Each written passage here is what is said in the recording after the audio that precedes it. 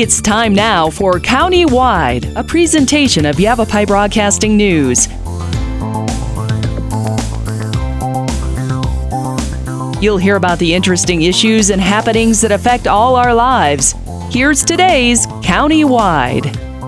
Welcome to the program. I'm Brad Miller. It's County-Wide, and we're happy to welcome back in studio Megan Taylor.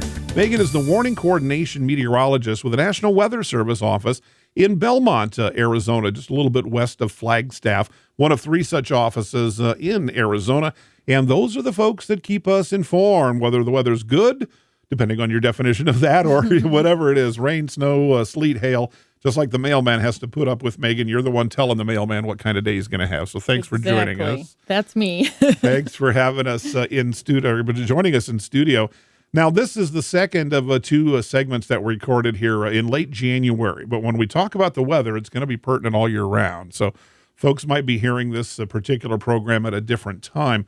But we need to be reminded, and your title says it all for this segment, Warning Coordination Meteorologist. I guess that's just what it sounds like when we get those alerts or when something's really kind of going that's we need to pay attention to. You're going to be the one kind of pulling that trigger and letting us know. Yeah, exactly. So we have a team of forecasters that are equipped to issue warnings, all types of weather warnings, anything from flash flood warnings to winter storm warnings to red flag warnings during wildfire season. My job is to make sure that those warnings are well coordinated and communicated to our partners. So we're talking ADOT, city, county officials, folks that are really using our information to make decisions in their world and their jobs. And so that's my job. It's kind of the liaison with all of our partners to make sure people are not only receiving, but understanding the information. Okay. So you're going to have, now you're trained in meteorology, so you can interpret a lot of that, all of it, I guess, yourself. But it seems like probably you're going to have different folks that are going to be watching different areas, different types of weather phenomenon, flash flood here, storm cell here, microburst here. Tell me a little bit of how it works in your office. Yeah, that's a good question. Typically, we kind of parse things out. We have one person doing the routine forecast, so the forecast that you might see on the website or the news or whatnot, temperature, chance of precipitation and all that.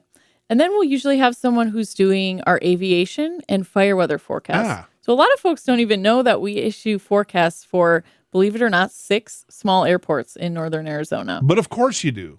That's one of those things, we don't think about, but when you say it's like, well, of course they do. Right, yeah. Pilots need to know. All right, okay. So that's kind of how we run things during monsoon season. We usually have an extra person on that's, looking at the radar, basically studying the radar all day and issuing warnings, severe thunderstorm warnings, flash flood warnings. Okay. Yeah. And then when that needs to become general public knowledge, that's where you jump in. Yeah. So actually, our forecasters are all trained to issue the warnings. Sure. So, we have a team of 13 forecasters that, they're pushing the button to issue the warning.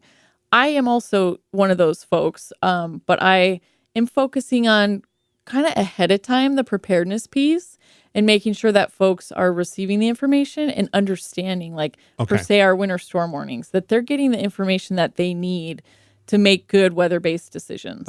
And so I'm more on the preparedness side. And I follow. Yeah. All that information is great, but if it doesn't get to the right people in a timely manner, what good is it? Okay. And if they don't understand the information, if it's not actionable, they don't know how to use it, that's kind of where my piece comes in. Okay. Yeah. Talk to me out of school a little bit. Is Ben Peterson a crusty fella? I joke because we've had his voice will be familiar to our listeners. Oh, yeah. We've chatted with old Ben many, many, many times over the years. Ben has been in the office I've been in the office 14 years, and Ben has been there way longer than I have. Yes, he has. That tells you something. I've learned a lot from Ben. I worked with Ben in a previous life, so we're giving him a hard time today. But it kind of shows the dedication. You got to love this job. Absolutely. I do. I absolutely love the Weather Service. Our mission is to protect life and property. Yeah. What could be better than that? And with that even in mind, I'm going to give you kind of a wink, wink and a nudge, nudge. It's kind of exciting when there's stuff really happening, right? Come on, admit it. It is. It gets exciting. I can't lie that when there's a big winter storm coming in or, a big push of monsoonal moisture. You can kind of feel it in the office. Everybody's a little bit excited. We all get excited by the weather. Sure. It's like we're all... That's why you're there. Yeah. I tease I'm from the Twister generation. The movie in the 90s. I've seen it a gazillion times. Yeah. There's something... See, there you go, though. I mean, we kind of chuckle about it, but it's important. It can give or take life. Talking very, very big scale here. And it can do it in a flash of in a heartbeat. Those kinds of things. So the stakes couldn't be higher, but it's something we all got to live with. You can't get in a box. I suppose you could try, and the weather would not impact your life, but it's going to one way or another, whether it's coming out of the sky at you right now or it's going to affect your river and stream in 3 months. Exactly. So it's something that that is part of the human condition, and we appreciate the work that all of you folks do. I want to talk a little bit about technology in terms of like weather apps. Everybody's a weatherman these days because they've got the proper apps on the phone. And some people carry this as a hobby with their own little weather systems at home and things like that. I'm not going to ask you to recommend one weather app over another, but are there differences? Do they get their information from you guys and we should feel good about what we're using? Or is it a curse or a blessing or a little bit of both? Yeah, that's a great question. And I would kind of come at it saying that like we're all one weather enterprise. And so our information is available for everybody to use. So that means a lot of news stations are using it. They may be tweaking it a little bit. Apps are probably using some of our information. So ours is, it's public. It's for everybody to use. So some of those apps are integrating weather service information. So I would just kind of say, what works for you, but know that some of the apps, are companies that are not based here in Arizona or even Flagstaff or Prescott or the Verde Valley. That's what you would want is pertinent to your area. Okay. And so all of our folks are here in Flagstaff and have, a lot of knowledge to put into these products. So I would just make sure, whatever app you're using, try to verify that it's National Weather Service information. Okay. Yeah. Okay. Well, there you go. Yeah, that's a good guideline. Especially the warnings. That's kind of the main part. When emergencies happen. And most of these apps, I would say, are mandated to use our warning information. So I think if you're getting a warning on your app, you can be pretty sure it is from the National Weather Service. Right. But there are some wild things out there that I can't promise. Well, and that can be the thing. You think, well, one over the other. I've got one that it came loaded on my iPhone. And I like it because I use it really only for temperature, maybe conditions. And I've just found through experience that the temperature is usually pretty close. What they're telling me, they do use you guys. So to me, it's just a pass through from them to what you would be telling me. And that, it's how I see it. I don't know if it works that way. Gets a little funkier though when you start talking about, like you said, warnings and severe weather. There's folks that I know have. They're impressive looking. I'm wondering about the accuracy, the radar, like monsoon time. And a friend has one of our sales reps has one, and you could see what her phone was showing. You could see it happening because we're out at an event. So that one to me seems fairly accurate. I don't know if rainfall per hour and stuff like that. Does that work too when we're talking about something immediate? Yeah, and I will say, if you have an app that's showing radar, it is the National Weather Service radar. Okay. We're the only system that has radar network across the United States. Okay, that's good to know. So it is our radar. However, a lot of these apps, because technology has improved and we now have models that are basically showing us what radar might look like in 1, 2, 3 hours from now. So a lot of these apps are combining what's actually happening, observed radar, with modeled radar. And it's showing you like a loop into the future of what it's going to look like. And it's kind of blurring the lines of what's observed. And this is what we see during hurricane forecast. Hurricane prediction is like that. Is it?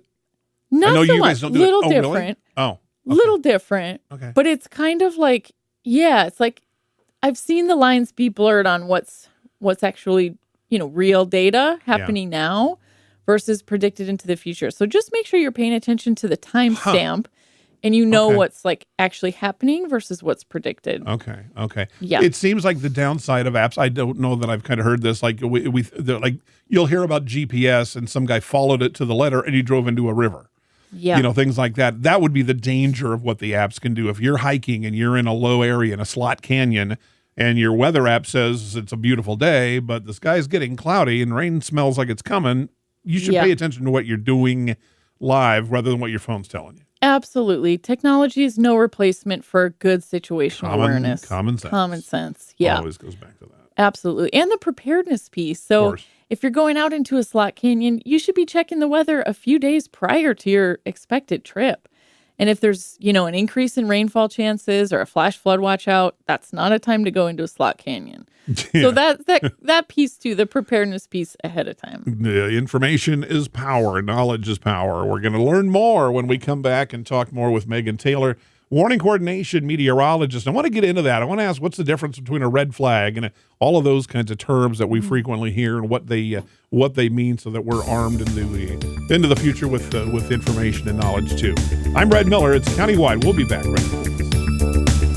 Life changes, then it changes again. Predicting the unexpected in life is impossible. That's why it's called unexpected. So when it comes to financial goals, our philosophy is don't predict, prepare. Hi, I'm Edward Jones financial advisor Matthias Sandoval. A job loss, change in health, or a loss of a loved one can have a big impact on your family's financial security. Let's work together to help make sure you're equipped for life's unexpected events. Call our office to schedule a face-to-face appointment. Edward Jones, making sense of investing. Member SIPC. Verde Solaire, your hometown heating, air conditioning, and plumbing company in the Verde Valley. And your trusted North Central Arizona Goodman dealer. Goodman is a name you can trust with the revolutionary Comfort Bridge technology factory installed into select Goodman gas furnaces and air handlers to ensure the entire system operates at peak energy efficient performance.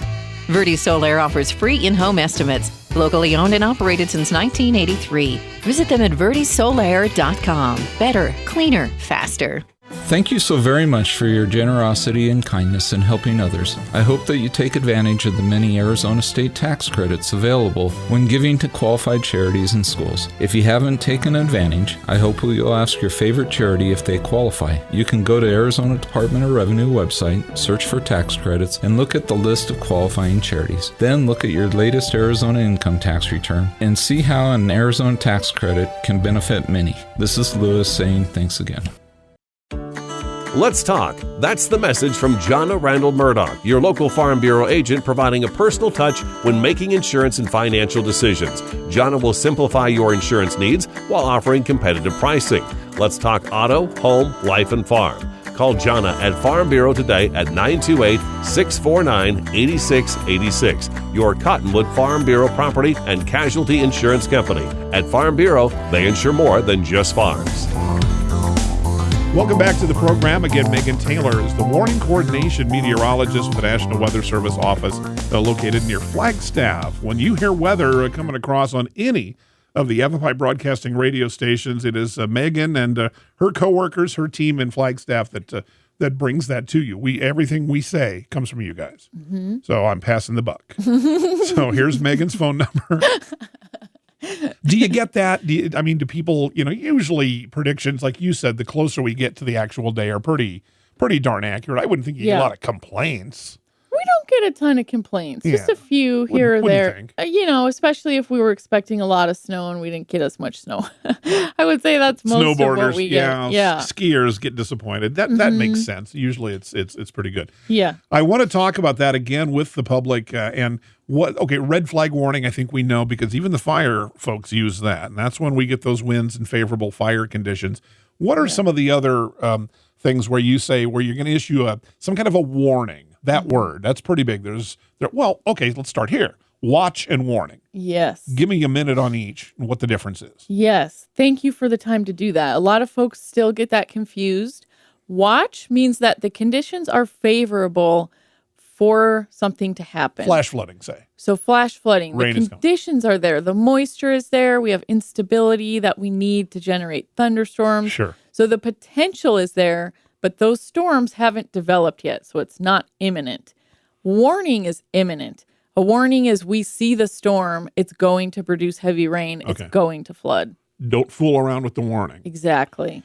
Watch is a preparedness tool. Warning is action. Act now. Okay. Now you work with the emergency alert system as we do as well. Mm-hmm. Our listeners are going to know it by that sound. This is a warn, or this is a test. Usually is what we hear, because thank heaven we don't have serious situations. When we do, it's almost always related to weather, specifically flash flooding, monsoon. That's when this thing gets a real workout for any small market radio station. Yeah. That comes from you. Yes, Okay. absolutely. We can trust that information.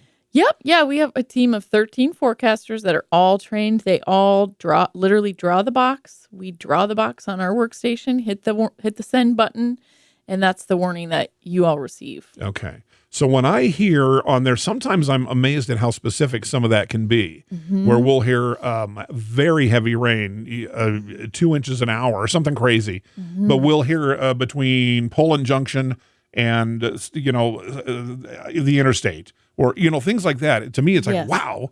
And that means there's something, I picture it as a big red, ugly something on your radar screens, and that information is going out now to people in the path of that. Is that how it works? Yes, that's how it works. So pay attention. Pay attention. Yes. Yep. We have a lot of tools to use. Radar is one of those tools. And so radar allows us to literally look 3-dimensionally into a thunderstorm and see what's going on. And so we can say, we know there's hail coming. We know there's heavy rain in this one. And then radar has a way to estimate how much rain has fallen as well. Okay. So even if we use real data, rain gauges as well. But if we don't have a rain gauge in the area, we do usually have a radar estimate of what's fallen. So that's what we're using most of the time. Okay. And that gives us a pretty good idea. Now, there's a lot of things that happen between the rain falling to the ground and it resulting in a flash flood. And so we do our best. It's not perfect, but we do our best to warn people when we think serious flash flooding is happening. Well, and better to know, and if you're armed with the information, then it's on you, and that's what you want, and that's why you're paying attention in the first place. Yes. And if it doesn't happen, maybe people will grumble a tiny bit, but better safe than sorry. Exactly. It seems to me. Okay. Technology clearly factors in. So the radar, when the radar's coming, that means there's a dish or I picture big, heavy things up on your roof. Is that right? Pretty much. Actually, believe it or not, our radar is not at our office in Belmont. Our radar is way out on the Mogollon Rim north of Payson. It's kind of out in the forest. And it's height is the reason? I don't have a good answer for that. I'm not sure. It was back in the 80s when these got installed. I think it has to do with the coverage area. Okay. And so they picked that location strategically. Okay. But all that to say, the radar is not at our location, but it's up on like 100-foot tall tower. It looks like a big soccer ball. And it, goes around in a circle, and then it also goes up in elevation. So it's giving us 3-dimensional information. Okay. And does yours what I guess would overlap with Phoenix? Yes. And then on down to Tucson, Las Vegas on the other way. Yes. And we also Albuquerque probably to the east or we whatever. Don't get too much data from Albuquerque. It's pretty far away, but we do there's a radar in Cedar City, Utah. Okay. So we use that for northern Arizona. And given all of those pieces, that's kind of how we kind of get a keep everything picture map together. Yeah. And then you've got what I guess we would refer to as the kind of more traditional thing, the rain gauges, the wind gauges, and so on. It's kind of like building a gourmet meal.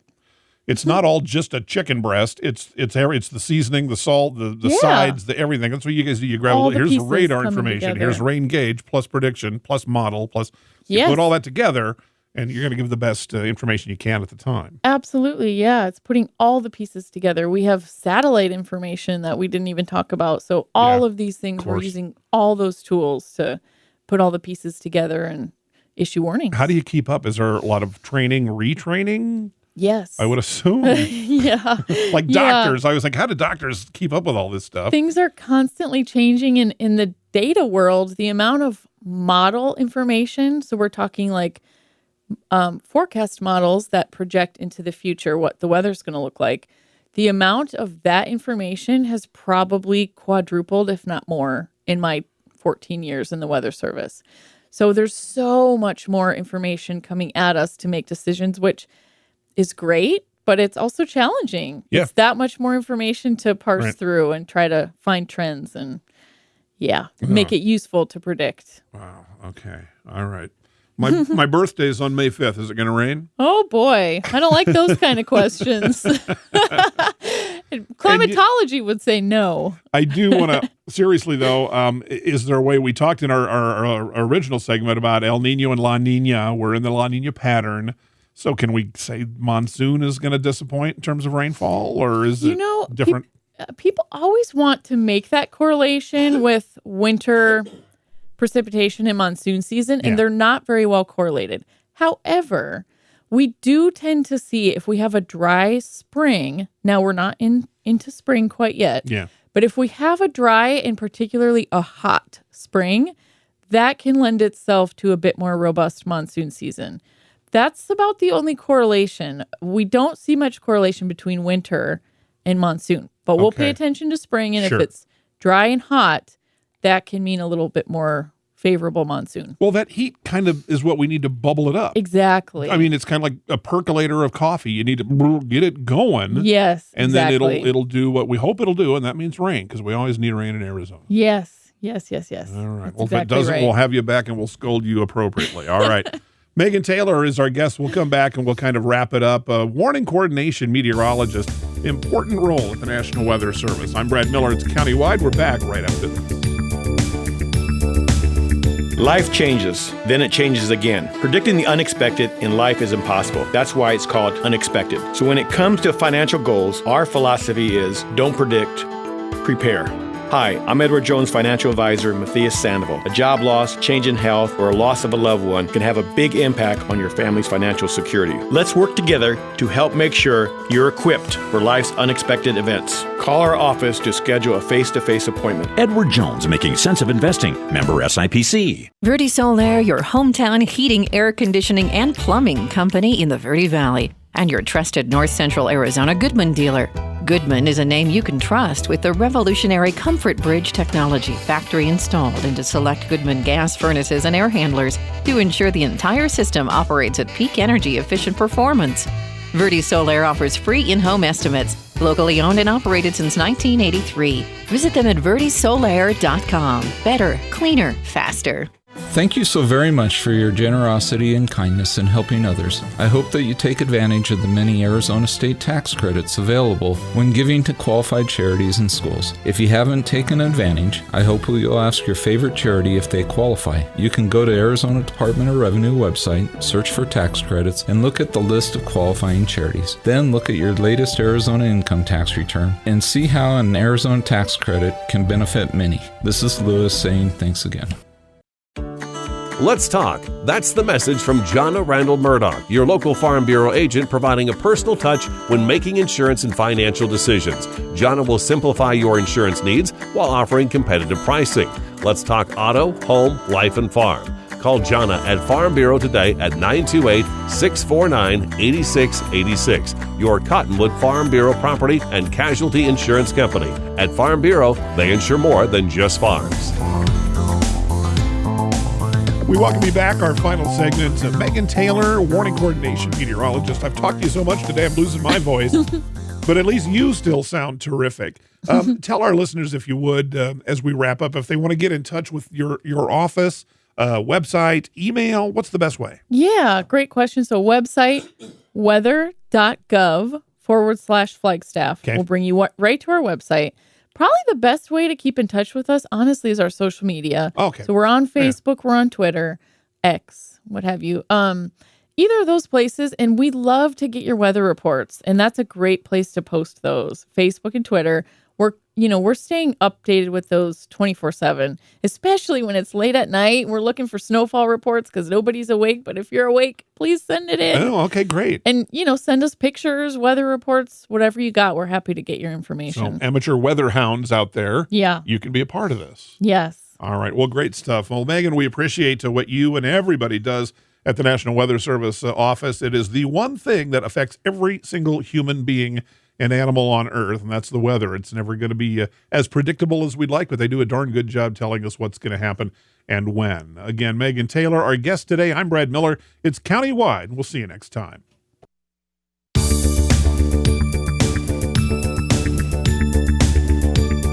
This has been Countywide. Listen in each Tuesday and Thursday at this time.